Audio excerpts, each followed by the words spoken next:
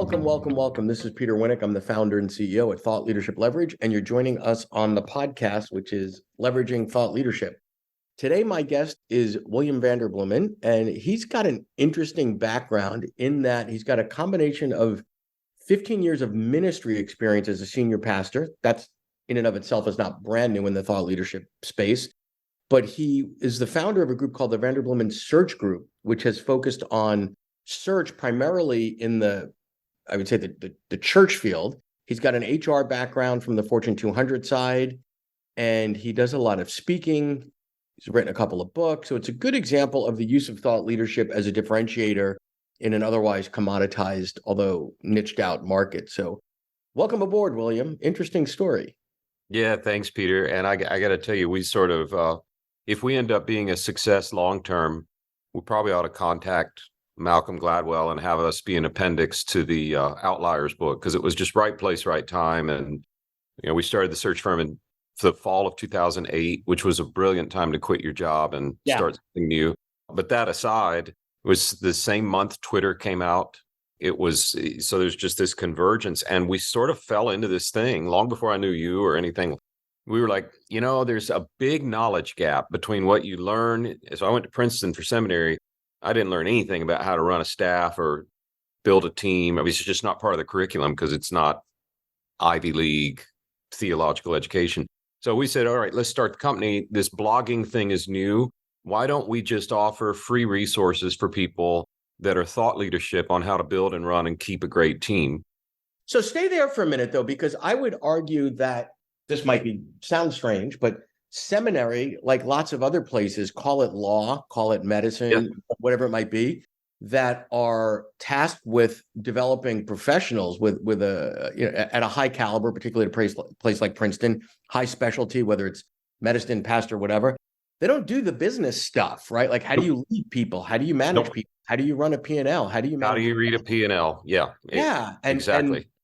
So there's a huge gap there. Now, you could go out and be the greatest pastor ever as it relates to the work, but if you're not savvy enough on the business side, it's not going to be sustainable.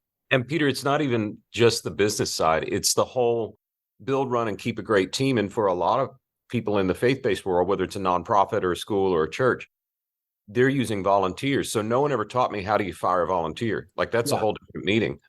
So we parked on this content thing. It really took off. We even got to a place where there is a content quota on everyone in the company's head. Everyone had to contribute content. For some, it might be an infographic. For others, it might be a podcast. For others, it might be a written piece.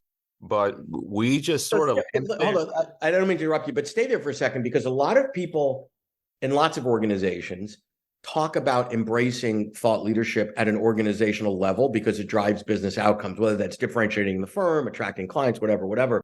But I love what you said, is you're putting your money where your mouth is saying everybody's got a quota, right? So you might have, in essence, search is a sales function, right? So there might be a sales quota, but now you're having people create thought leadership at a quota level. That's interesting, right? So are there folks that just say, that's not for me, I don't fancy myself a writer, or do you support them from a capabilities development standpoint? Yeah, well, so as the company's gotten bigger, we've had to learn new things. But in general, if you're not willing to produce some form of content for us, you're probably not going to get hired. It's pretty clear in the interview process. Now, that has gotten more lax as we've gotten bigger and we have more specializations. Okay. So, but even down to like office manager, like, do an interview with me on successful tips for office man. Like, we'll find a way to make some content. And the fun thing, Peter, if you've got a listener out there who's like, I wonder if my team could create content.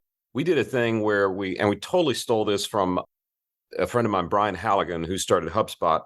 Wait, so you're the pastor that steals? Isn't thou shalt not? They didn't teach that at Princeton? There's nothing new under the sun, Peter. That's in the Hebrew scriptures and the Bible, but nothing new. So Brian said, run with it. And the idea was this. It was like, what if we did a contest where everybody produces a blog and we find a unified way of measuring like click-throughs or page views, whatever the thing is you pick. And whoever has the most popular blog post wins 2 free round trip first class tickets domestic anywhere you want to go in the next year. And, we have a bunch of points, so it wasn't a huge, Yeah. monetary investment. But man, Brian told me, you'll be surprised. There'll be somebody on your staff that is not a writer and their stuff will stick. And we've found that to be absolutely true. The intern won the contest and then became somewhat of a ghostwriter for a lot of people for many years. But all that's to say, I couldn't be more in your corner for what you're trying to do. We are in an industry that is. I want to push on another thing. I'm sorry to interrupt you. Yeah, go for it. I like making a contest, right? Because people love contests. They like winning things, whatever. But what you said, and this is where I want to push a little bit, is the most popular. So when it comes to thought leadership, there's a struggle with what are the right metrics, because you could produce a beautiful piece of content that goes, quote, viral, but if it's going to housewives in Minnesota and your market Doesn't is matter. boards of director at a church, you hit the bullseye, but it's the wrong target, right? So how do you stay focused and keep the organization focused on what popular means or what the right target or metric means? Because it's really we probably need to update this, Peter. We probably had to hire you or somebody, but we're old school with our content-based marketing. Developed 4 personas that we write to. They're very clear. Committee member Carol, Pastor Paul,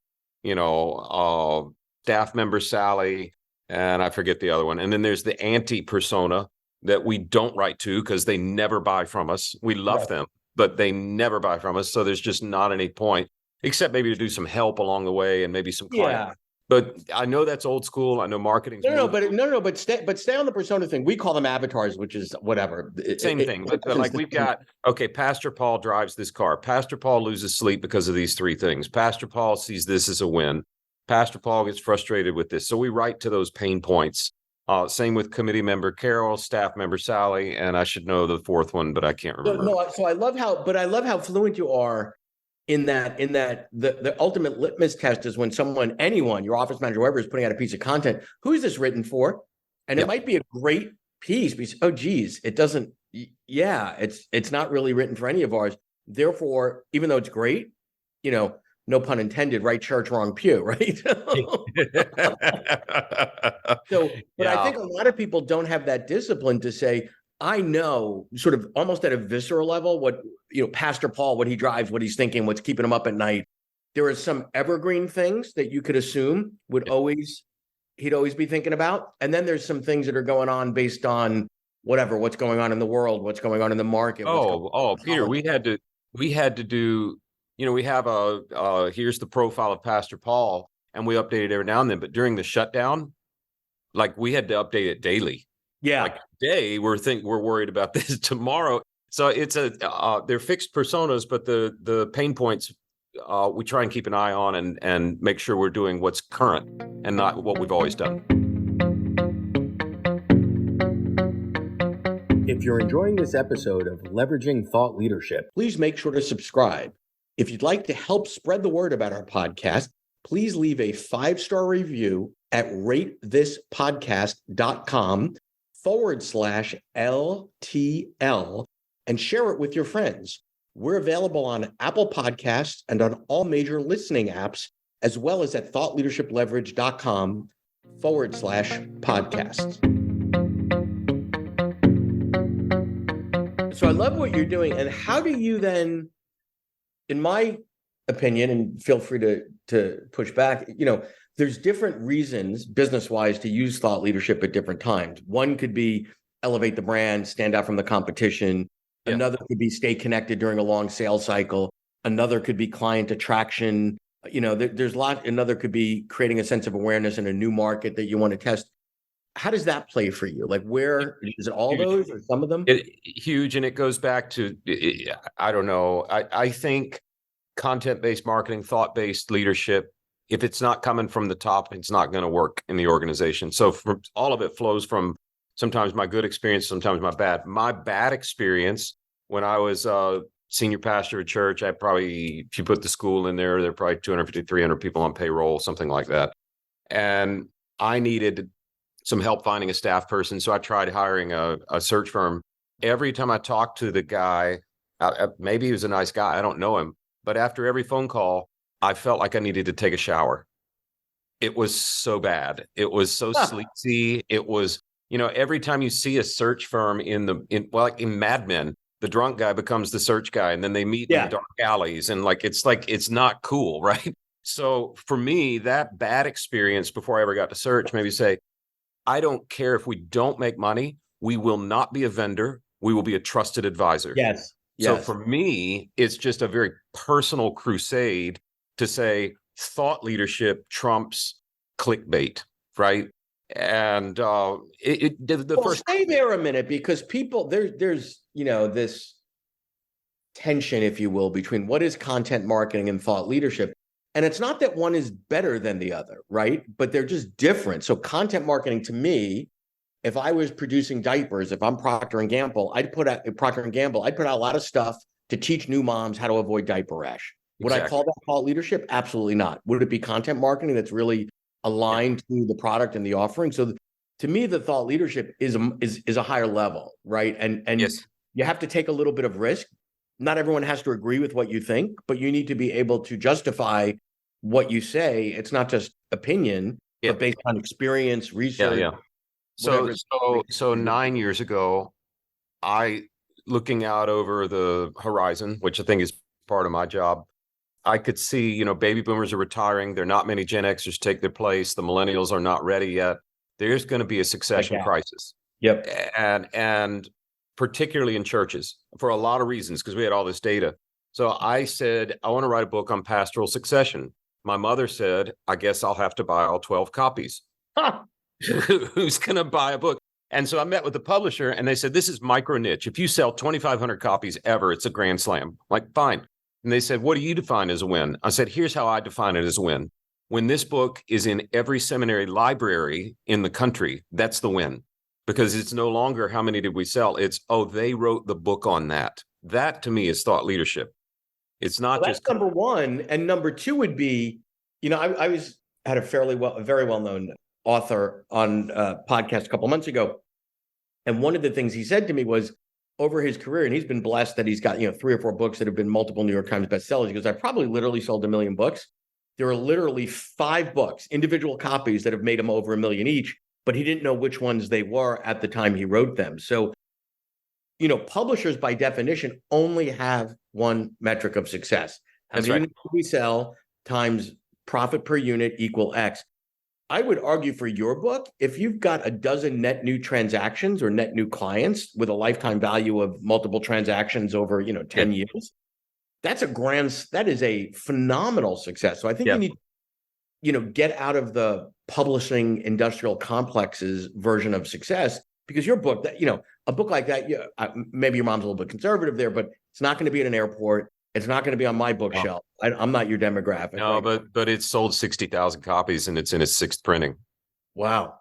So, and I mean, it's a tiny little niche. Who buys a book on this? This is like, if you have 6 toes, buy this book. Like, it's that weird. So did mom return the other 11 that she bought? Exactly. No, it's been and it has been in our sales funnel. Well, they wrote the book on this because now there's a lot of, where the highest form of flattery is imitation, right? So we got a lot of flattery in the last 8 years.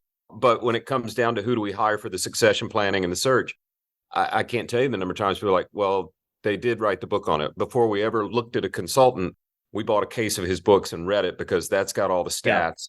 And I've tried to make the books not William's opinion about this, that, or the other. And you tell me the right term for this. I totally made up this term, but I've tried to write books that are qual books. In other words, quantitative data with qualitative stories that aren't just my ruminations, but are actually kind of data driven.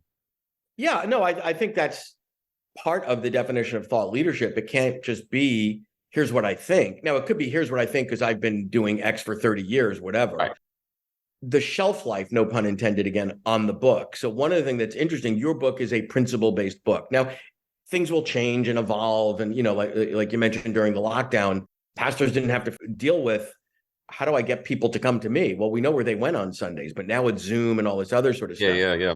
A principle-based book, or what I would call sort of an evergreen book like you wrote, should have a shelf life of 5 to 10 years. Like, people that your team is sending that book out today don't look at it and go, oh, that's 3 years old or 6 years old. That's yesterday's news. No, it's incredibly relevant to them at that moment where they're in the situation where you're most relevant. Brother, it's funny. This is off topic, but the publisher came back to us. Let's see, it was released in 13 or 14, something like that. Maybe it was released in 15. I don't remember. Anyway, in 19, they came back to us and said, "Can you do an updated and revised?" Mhm. And yeah, well, yes, we've got more research than ever. So we added, it's a way better book. It's got Sure. 150 more pages of research and graphs and charts. And here's like you can predict the future based on all this data we have. It hadn't done very well. People don't want a book that's 150 extra pages. So there's Well, how many pages was the first one? well, I mean, font size and page size and all that. It was 75,000 words. So it was That's 200. a standard business book. That's okay. Yeah. Yeah. Yeah. So, and it went up to, I don't know if it went to 110,000 or something like that, but the And feedback you're bordering on textbook then at that point. the feedback we've gotten is, can you send us the original? They don't- so Is there a TED talk on this? Right. yeah, there should be, right? Yeah, it's interesting. Well, this has been great. I love the path that you've taken using. So one, you've got a really niche business, but then the path that you've taken to differentiate, because search is a commodity like almost every other professional service, right? And to be known as the guy that wrote the book is, it's interesting. You said the book is almost 10 years old now. People are still coming to you with that reputation. And even if there are others that are, quote, flattering you at this point, you can still say, well, our book, came out 10 years ago when we've been doing this a long time. So there's a lot of Johnny come latelys. Good for them. That's cool. But we've got more depth, more experience, more placements under our belt, whatever the case may be. Well, and what's interesting, one sign to me that it's evergreen is we've got a new book coming out that is a very qual book. It's not limited to churches. It's what have we learned? What are the telltale signs of the best, the unicorns that you interview? And can you spot them quicker? What we didn't realize was, after all the research, it's not just about spotting them. We can actually teach people to become that, right? Yeah. So back to the first book, this book isn't even out yet, but the pre-sales, anytime the pre-sales for the new book bump, all the other books bump too. It's like they're evergreen. So it's just interesting to see. Well, this has been great. Excited to see where the next one's release takes us. It's very intentionally not designed for pastors to read. If they want to read it, that's fine. But this is, you help me here, but in the thought-based leadership, I know how to write to reach pastors or heads of school or heads of nonprofit organizations. Finding their board chair is a whole different thing because they don't have a common watering hole. Exactly. So this is more, okay, let's go a little mainstream. Let's show the world what we've learned about talent and how to find talent. Maybe it'll help some people become better at what they do. And maybe it'll lead some chairs of the board to say, hey, we need a new, CEO for the Bowery or whatever the thing is. And they're thought leaders. They've done their homework. Yeah. So. Love it. This has been great. I appreciate your time and sharing your journey with us. Thank you, William. Thanks. To learn more about Thought Leadership Leverage, please visit our website at thoughtleadershipleverage.com. To reach me directly, feel free to email me at peter@thoughtleadershipleverage.com. And please subscribe to Leveraging Thought Leadership on iTunes or your favorite podcast app to get your weekly episode automatically.